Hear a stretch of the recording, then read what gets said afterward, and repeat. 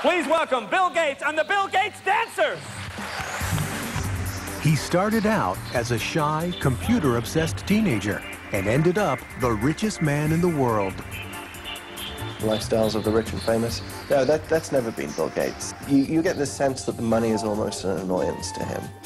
William Henry Gates III, most people just call him Bill Gates, has built an empire by thinking way outside the box.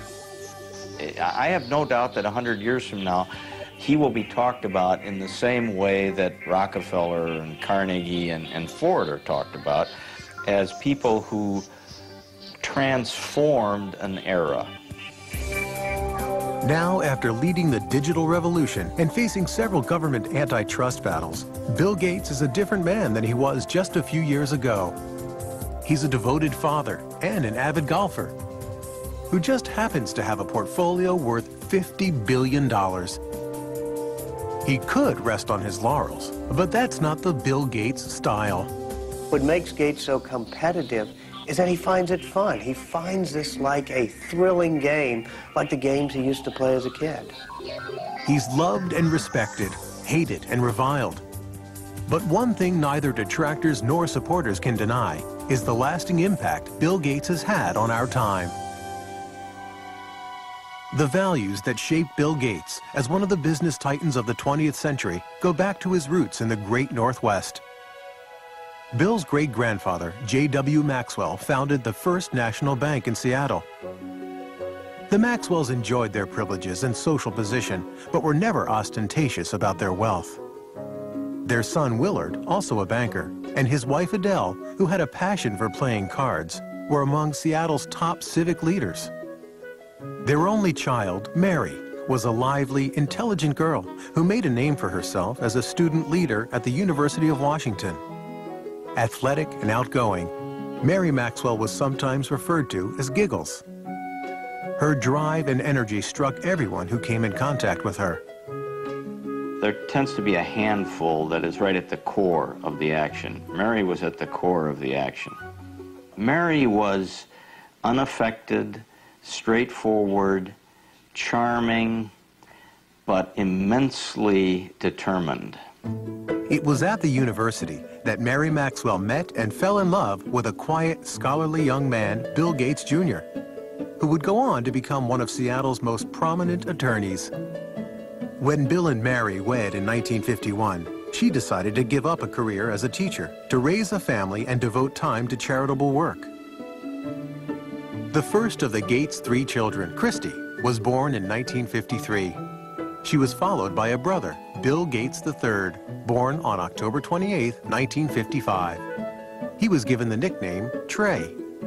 That derives from the fact that he was William H. Gates III, and the card players in the family think of anything with a 3 as being a Trey, so he became Trey.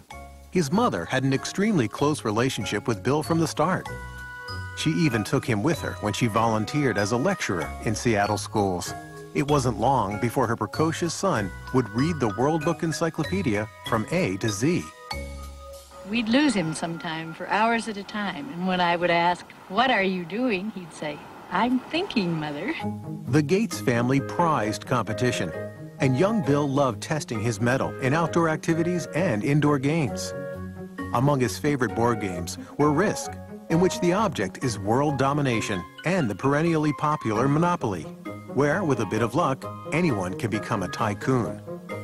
He was competitive in cards with his sister, races to see who could do jigsaw puzzles faster, ski racing, sailing, whatever. He wanted to do it well and as good as the other folks that he was with. Every summer, the Gates went off to their place on the Hood Canal called Cheerio.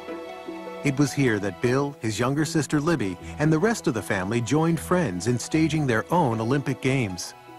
If you stayed overnight and had a couple of days with them, you would come away exhausted from games and activity. It was a very lively scene. It was definitely competitive, there's no question about it, and the children were all part of that.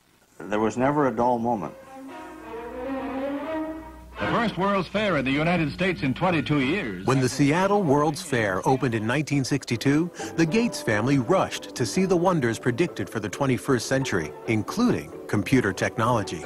Imagine, if you can, an electronic brain. Bill often returned to visit the high-tech exhibits. It was already clear that he had a natural talent for math and science. But he was also becoming something of a loner, showing signs of preteen rebelliousness that was putting him at odds with his mother. Mary and I grew up in very orderly families where parents were controlling personalities, and we carried that forward. And that particular mode wasn't exactly consistent with Bill or Trey, who somewhere around about 11 or 12 began to be very independent emotionally. He was quite willing to make up his own mind about what he wanted to do and not do, and that was really tough for us, particularly for Mary. He was kind of lost. I mean, he was ill at ease in school, wasn't sure exactly how he wanted to spend his time. Obviously a very smart, brilliant kid, but kind of lacking direction. And he went through some counseling at that time. He went through a change in his school. Although they believed in public education, Bill's parents felt he would find more direction and discipline at Lakeside, Seattle's best private prep school. He began to blossom at Lakeside. He was an excellent math student. He was excellent across the board. I mean, he was a superb drama student and interested in reading all different kinds of books and so forth. So he wasn't just totally math science oriented. He had a wide breadth of interests. When Bill started high school in 1969, the U.S. space program was at its peak. Apollo 11 took men to the moon that July. The Eagle has landed. But the computers that made it possible were still electronic giants that cost millions of dollars and required an army of people to run. Most schools at that time could never consider buying a big computer, but Lakeside had made an extraordinary deal that would be fateful for Bill Gates. A Seattle company offered the use of its computer through a teletype link to the school. Young Gates was entranced by the possibilities of this primitive machine and started spending every free moment in the computer room. The story has often been told, and it's completely true, that he would get up at night and leave and go over to work on the computer and come back, and we wouldn't know that he'd been gone. Bill Gates shared this addiction with upperclassman Paul Allen, who could not have been more different from Gates. He was not only 2 years older, but substantially larger. Where Allen was quiet and contemplative by nature, Bill could be shrill and confrontational. Nevertheless, this odd couple was destined to make history together. While attending Seattle's prestigious Lakeside Prep School, Bill Gates met Paul Allen, an upperclassman who shared his obsession with computers. They bonded by writing software code together, and somewhat competitive, Paul Allen and Bill Gates. They every now and then would have fights. At one point, Paul Allen kicked Bill Gates, who was a little bit younger, off of the little group they had as writing software, but then he realized that he needed Gates back. He couldn't do it without him, and Gates said, well, I'm happy to come back, but this time I'm going to be in charge. By 1970, when Bill was just 15, he and Paul Allen went into business together. The two boys netted $20,000 with Trafo Data, a computerized program they created to measure traffic flow in the Seattle area. Although Bill had the luxury of family money, he was determined from the start to make his own fortune. The father of one of Bill's boyhood friends said Bill always had a nose for the dollar. Even as a kid, he knew the value of a contract, and even had a contract to use his older sister's baseball mitt that was signed in a legal document. In the summer of 1972, at the age of 17, Bill went to Washington, D.C. to work as a Senate page. This exposure to politics and government would come in handy later on. Back home that fall, he took a leave of absence from school when he and Paul Allen got their first real jobs with a computer company. They began talking about starting their own company, but the Gates insisted that their son finish high school and attend college. His mother used to worry that he was socially awkward. Well, maybe he was, but he had other things on his mind, and he was not rude, he was not abrupt. He was marching to a different drummer. He's a genius, and he has a different agenda. Bill graduated from Lakeside in 1973, and his parents took great pride in his acceptance at Harvard University. So he left Seattle and headed east to Cambridge, Massachusetts. As a freshman at Harvard, he thought briefly about preparing for a career in law, but no course of study ignited his imagination like his work with the computer. Bill was somebody who was always very determined to do what he was interested in doing. The things that he was less interested in, which often included his academic classes, he tended simply to coast and get by on talent. I remember there was a course in Introduction to Greek Literature where he'd really done, as best as I could tell, none of the work during the year. Stayed up all night the night before the exam, slept through part of the exam, and still got a B. It was not surprising that Gates fell asleep in an exam. Between classes and time spent at the Harvard Computer Center, he seemed to be on the go 24 hours a day. And he was always very focused on whatever it was that he was doing. He could come into his room, not get undressed, just kind of lie down on his bed, which of course would be not made because he had never had time for that, and just fall asleep. Door open, fully clothed, lie down, sleep, and then when he's refreshed, boom, back up at it and whatever the next thing was. Bill paused long enough to make some lasting friendships at Harvard, but his social life was not a priority. He dated only occasionally, with varying degrees of success. I interviewed several women who had dated Bill just briefly, and one told me the very first question Bill asked her was, "What did you score on your SAT test?" You know, this is not exactly, you know, what a young woman wants to hear. For Bill Gates, though, he had scored a perfect 800 on his math portion of the SAT, and this was a matter of pride with him, and he wanted to make sure whoever he was dating, you know, had scored a pretty high grade. Bill did shine in math, but true to form, when he found out that he was not the #1 math student at Harvard, he decided against becoming a mathematician. While he kept his academic options open, he picked up some new skills outside of class. Spent a great deal of time playing pinball, video games, and especially poker, which was something that we all did a lot of back in college. But it was Paul Allen, Bill's former schoolmate and business partner, who delivered Gates' biggest stroke of luck. Allen had moved to Boston from Seattle for a job. In December of 1974, he picked up a magazine in Harvard Square. The cover of Popular Electronics announced the arrival of the world's first mini-computer kit, the Altair 8800. He rushed to show it to Bill. Gates and Allen knew instantly that the day of the personal computer had arrived. They saw that this was going to be an incredible force, an incredible dynamic for the society, and recognized the moment. The Altair was made by a small company in Albuquerque, New Mexico, not far from the former atomic testing grounds at Alamogordo.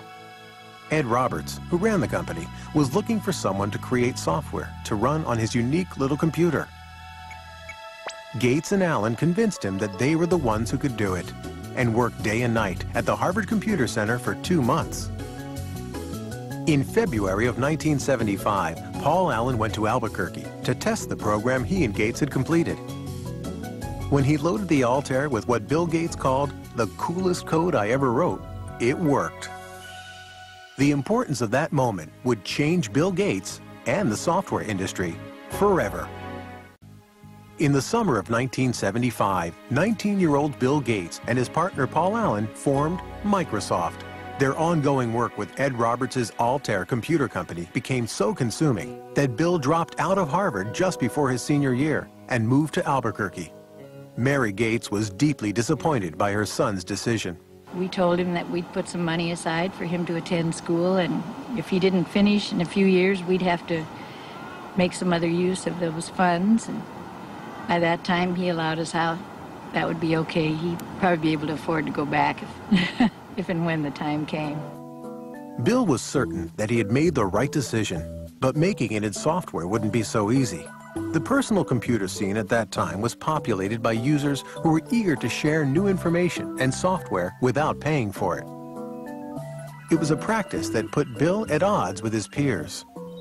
You know, it was a bunch of high school kids and college kids who were doing something very non-mainstream. And Bill was very unpopular because he said, hey guys, don't steal this stuff. We made it and we own it. And that was, yeah, he was one of the business guys in what was a lot of geek hackers. In fact, Gates wrote an open letter to computer hobbyists, chastising them about making copies of Microsoft's program. He stated, as the majority of hobbyists must be aware, most of you steal your software. Hardware must be paid for, but software is something to share. Who cares if the people who worked on it get paid? Is this fair? But those who have been reported to us may lose in the end. He was looked at as kind of a renegade, and it was different, you know, a different ethic than prevailed at that time. But I'm not sure that the software industry would have evolved in anywhere near the way it has without somebody standing up and saying that that was necessary. Bill had also been battling with Ed Roberts, who considered him spoiled and obnoxious. The two disagreed about almost everything, and Roberts was a formidable adversary. Ed Roberts was a massive man, something like 6'6", weighed 300 pounds. Here Bill Gates was. I mean, he formed Microsoft at age 19, and he looked like he was 13 years old. He was standing up to this bear of a man, going face-to-face with him and screaming and shouting matches. A final confrontation came in May of 1977, when Roberts sold his business, and Gates had to sue to keep the software he and Paul Allen created for the company. Gates won. We take a hard line on software. Microsoft expanded into new software languages, and Gates and Allen started to sell their products to other computer companies. At the end of 1978, with sales approaching the 1 million mark, they moved Microsoft from Albuquerque to Seattle. Bill was glad to be back and went into high gear to promote his hometown company. We always design with the future in mind. Our research people are always tracking the latest in hardware and software technology. It was Bill Gates who was actually the real marketing genius behind Microsoft. Early on, he was the one who was actually going out on the road and trying to sell this company and its software. And oftentimes, he would take his mother with him on these trips. Bill's highly respected and well-connected mother would come to play a pivotal role in his early career. Mary served on a number of corporate boards as well as the University of Washington. She was on the National Board of United Way. Also on the National Board of United Way was the CEO of IBM, which is how her son met the CEO of IBM, through her. What would your ideal home computer be like? By November of 1980, IBM was banging on the door of the fledgling Microsoft. Without an overpowering price. The largest maker of computers in the world now wanted to talk to Gates and Allen about coming up with an operating system for their new line of personal computers. From their first meeting, IBM misjudged who they were dealing with. He looked like a sub-teen, you know. He was skinny, had a real mop of hair, you know, kind of casual, and basically people didn't take him seriously as a business person. But the IBM brass soon discovered Gates was no amateur. He quickly convinced them that Microsoft could deliver their new software. First, he purchased an existing operating system, which he then adapted for the IBM personal computers, calling it MS-DOS. Bill Gates, as he's often done as a shrewd businessman, knew where to get an operating system. He just went down the road a few miles and bought it for $50,000.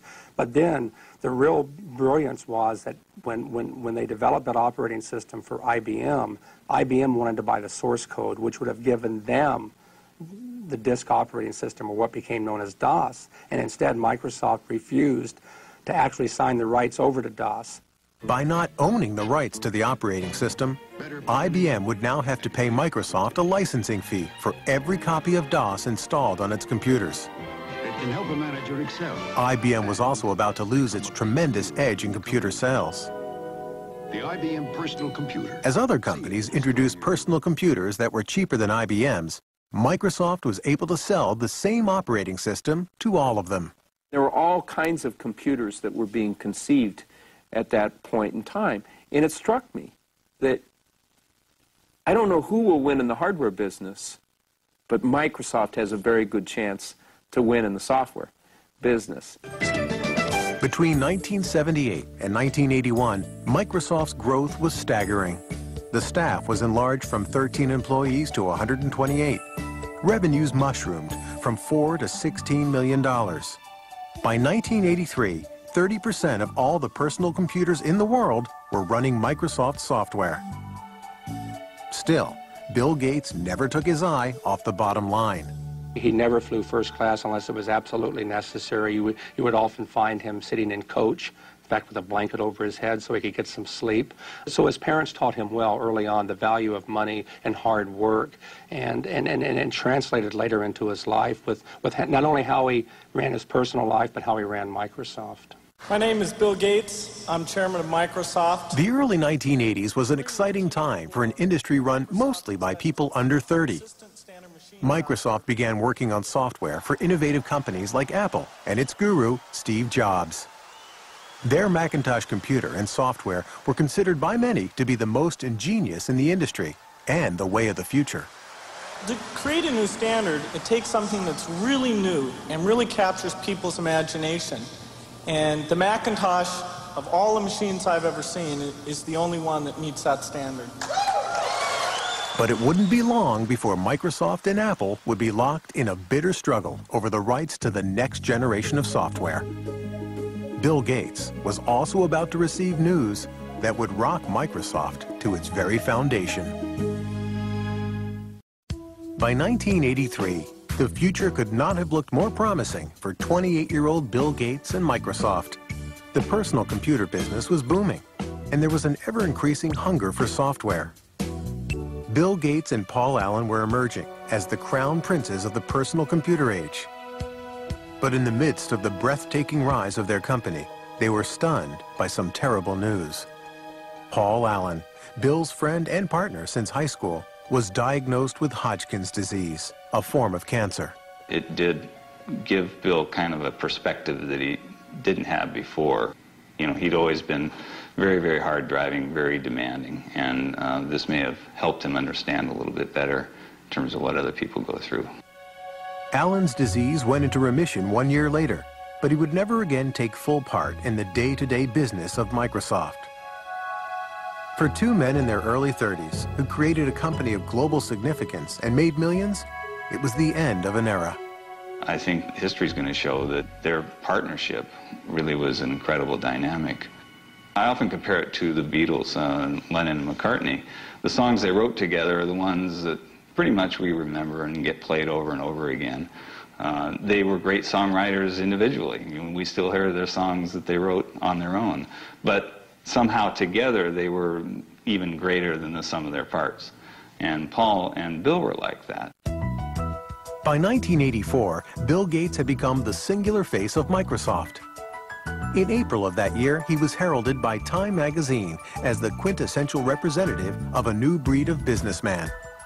One who understood both nuts and bolts technology and corporate strategy. When you work with Bill, you can see that in almost any meeting you're in or anything you're discussing, Bill instantly puts together a profile of all of the cases. What about this? What about this? What about this? What about this? What about this? He almost builds this checklist of everything that can possibly happen in his head in a very structured way, and then he runs through it. Protect mode file system, the super advanced file system. Microsoft was often referred to as a math camp, where Gates' demanding management style kept the creative process churning and sometimes set off heated confrontations.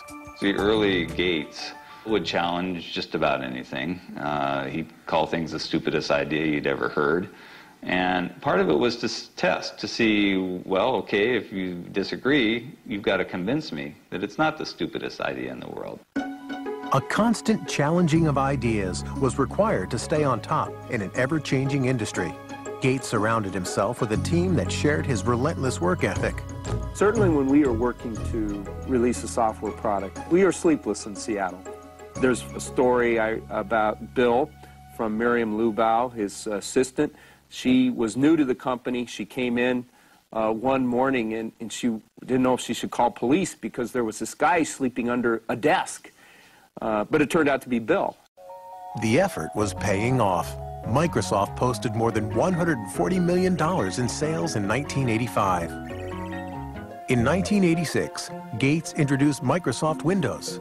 it would become the company's signature program. Critics quickly noted that in its use of a mouse and icons, it bore more than a passing resemblance to the Apple Macintosh operating system, considered to be the most user-friendly. If you know how to point, you already know how to use it. Macintosh, the computer for the rest of us. Apple had given Gates full access to their technology while he was working on new software for the Macintosh computer. Gates advised Apple early on that they should license their software. But Apple was more interested in selling computers than software. They ignored the suggestion. Once again, Gates took advantage of an opening and ran with it. In this industry, we compete and we collaborate at the same time. Bill once had a conversation with me, says, you know, I'm a competitor, so even though I'm a friend, don't tell me information that you don't want me to use against you, because I'm going to compete with you, and if you tell me something that's useful in competing, I'm going to use that information. Apple decided that Gates was not going to take a bite out of their business and threatened to sue over Windows. Gates, in turn, said he would withhold Microsoft software Apple desperately needed for its computers. In the end, Microsoft overpowered Apple in the courts. Eventually, Microsoft prevailed by showing that even though there were similarities in the way that the two computers operated, each individual function of Windows was markedly different from each individual function of the Macintosh. Even though the first version of Windows was far from perfect, it gave Microsoft a new financial and creative base. In 1986, Bill Gates took his company public. He held 45% of the stock, which made him a billionaire at the age of 31. Still, Gates never felt secure about the status of his company. He doesn't want to fail. And when you have that kind of a fear, when you're always looking in your rearview mirror to see who might be, you know, creeping up to do in Microsoft on a given day, it just consumes him, and it makes him certainly the most competitive human being in the personal computer industry. He's driven. It's white-hot intensity. Gates was also gaining a reputation for being ruthless, and some powerful forces began to line up against him. Now that PCs had taken off, IBM chose to make a big push with its own operating system to replace DOS, which it licensed from Microsoft. It was called OS/2. We were concerned whether we could weather the storm, so to speak, especially given the fact that this was a big storm. IBM, a very powerful company, a lot of software people, a lot of cash, a lot of resolve to potentially put Microsoft out of the operating system business. Ironically, Microsoft played a role in developing OS/2. But Bill Gates was not about to abandon his own software. He decided to stake his company's future and his own reputation on the Windows software his team continued to upgrade, even if it meant losing IBM as his biggest customer. On May 22, 1990, Microsoft launched Windows 3.0. This new and improved version swiftly became a bestseller. Ultimately, OS/2 failed in the marketplace, leaving Microsoft with a virtual monopoly on operating systems for PCs. Now the Federal Trade Commission began looking at claims that Gates was using this dominance in operating systems to cut off competition by cutting prices on Microsoft products. It seemed Microsoft's mild-mannered chairman was gaining a seek and destroy image. Bill Gates is not a brutal guy. He just needs to win. And he's willing to win, you know, gracefully or non-gracefully. Doesn't matter. A win is still a win.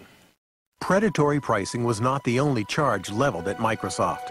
In 1993, the Justice Department began a new investigation. Gates would have to face one of his most formidable opponents, the United States government.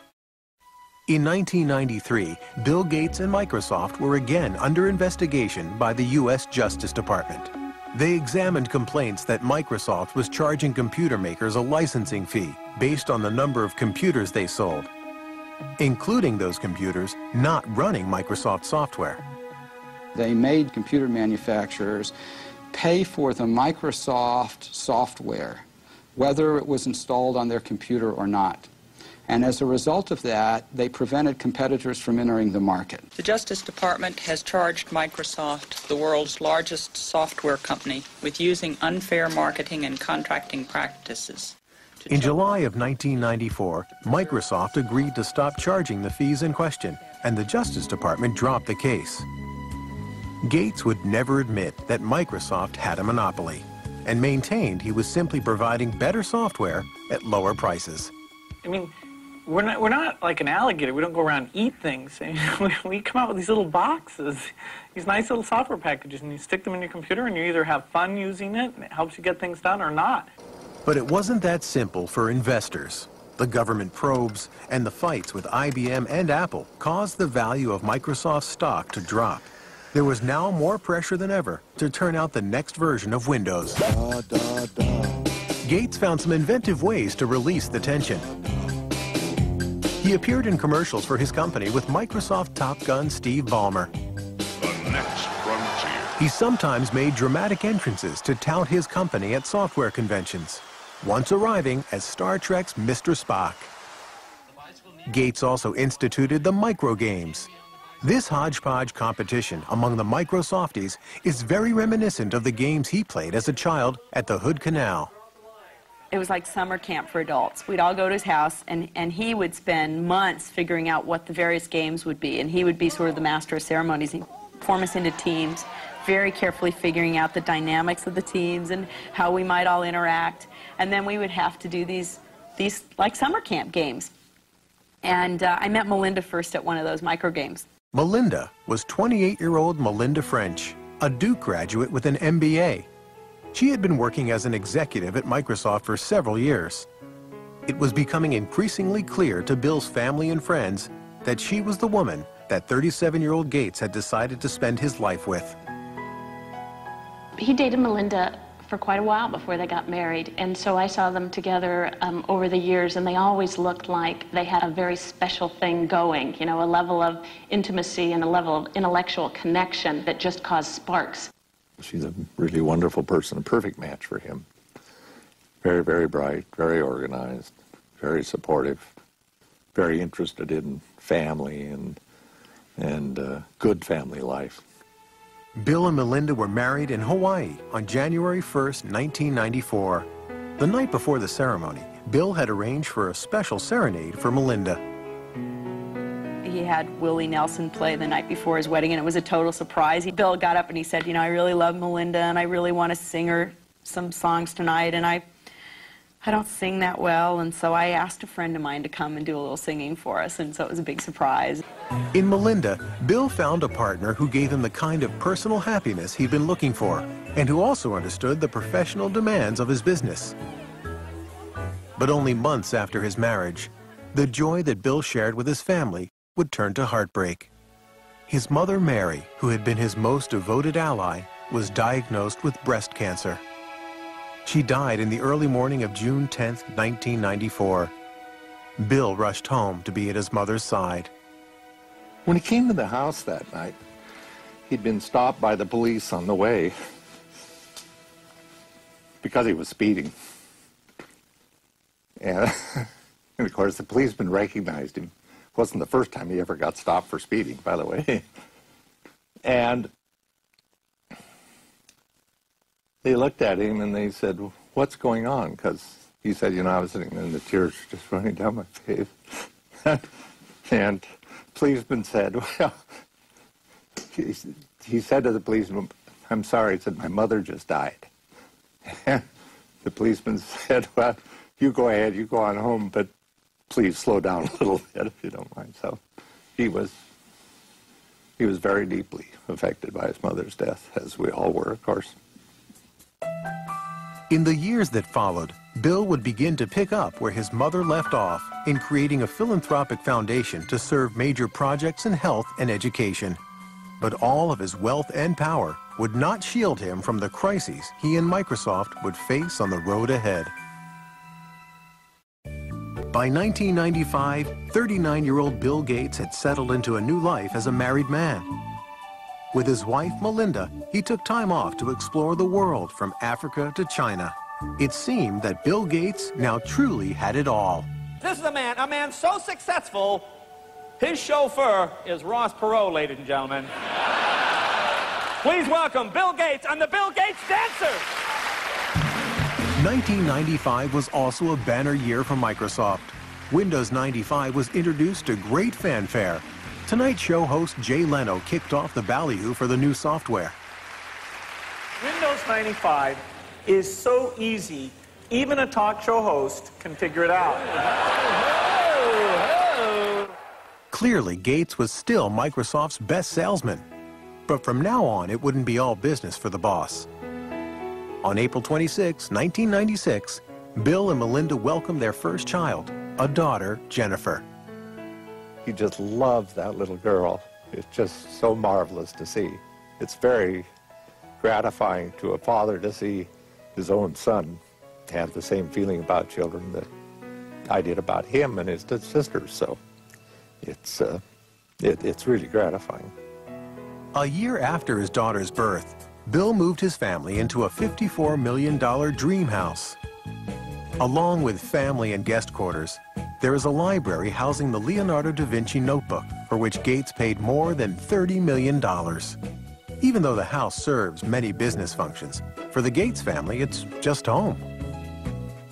It's a remarkably family-friendly home, given what it is. I remember the first time going there after it was fully finished, walking through it and seeing, you know, little Tykes cars in various places and things like that. I mean, this is not an antiseptic home that you feel afraid to touch anything or sit anywhere. As Bill Gates' personal life grew more fulfilling, his professional life grew more frustrating. By 1997, he found he was way behind in the exploding internet market. A company called Netscape was dominating sales of internet browsers, the software needed to access websites. Gates set out to close the gap by including Explorer, his browser, with every copy of Microsoft Windows. Many saw it as dirty pool, a move to eliminate his chief rival. If Microsoft chooses to disadvantage Netscape or any other competitor, then the consumer doesn't get a fair choice. When the consumer doesn't get a fair choice, the market can't work effectively. In 1998, Gates was called to the Senate, where he was once a page, and charged with running an illegal monopoly. I hope that my testimony helps the court to resolve the issues in this case. That would be best for consumers and the industry, and that's why I'm here. Thank you. President Bill Clinton's Justice Department, along with 19 states, filed an antitrust suit against Microsoft. It was the largest suit of its kind in the history of the computer industry. Microsoft has the power today to exercise predatory and exclusionary control over the very means by which we access this internet. It's a lot like General Motors having the ability to dictate what type of gasoline you put in your car, or what interstate you can drive on, or even how you get on the interstate. In 2000, a federal judge ruled that the company would have to be split in two. After more than 2 decades of unstoppable success, this was a huge blow to Bill Gates.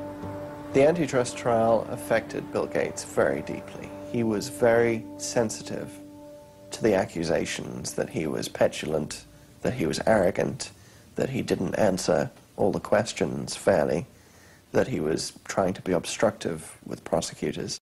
Rural town of about 4. The antitrust suit lasted 4 years and cost Microsoft millions of dollars in legal fees. Ultimately, in 2002, the Justice Department, under President George Bush, offered Microsoft a favorable settlement. It would be an infuriating moment for Microsoft's detractors and a triumphant moment for Bill Gates and company. In the midst of the antitrust suit, Bill Gates surprised many when he stepped down as Microsoft's CEO, dubbing himself chairman and chief software architect. The CEO job went to his old Harvard pal, Steve Ballmer. They're old friends, and Gates really wanted to just be the ideas man. He really just wanted to take a step back, and that's what he did, and it's working very well now. So it was difficult for him to let go of his baby, but he got used to it. For the last decade, Bill Gates has been on a mission to share his wealth. In 2000, he formed the Bill and Melinda Gates Foundation, which spends hundreds of millions of dollars every year on computers, vaccines, and medicines for those who need them most. the rich world and the poor world are so separated, the awareness of the crisis in AIDS and the very effective interventions that can take place is very, very low. The time is really now to change these things. He has publicly stated that he will not be leaving his vast fortune to his children. Well, what Bill Gates has said is that he's going to give away, before the end of his life, 90% of his fortune. Bill Gates has become a global icon.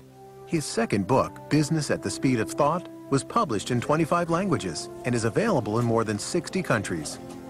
In 2004, Forbes magazine rated him as the richest person in the world for the 11th consecutive year. His net worth, estimated at about $50 billion, leaves him some time to play, but not too much. The industry keeps changing. I mean, it's the perfect game because it never ends. You can't sit down and relax. Through it all, William Henry Gates III has remained the competitor he always was. Looking to the future, this visionary is investing much of his energy on expanding the Microsoft market into global territories like the Middle East and China. Meanwhile, Gates and Microsoft have set their sights to improve their software to battle against computer viruses and spam. Gates himself is said to receive 4 million spam emails per day.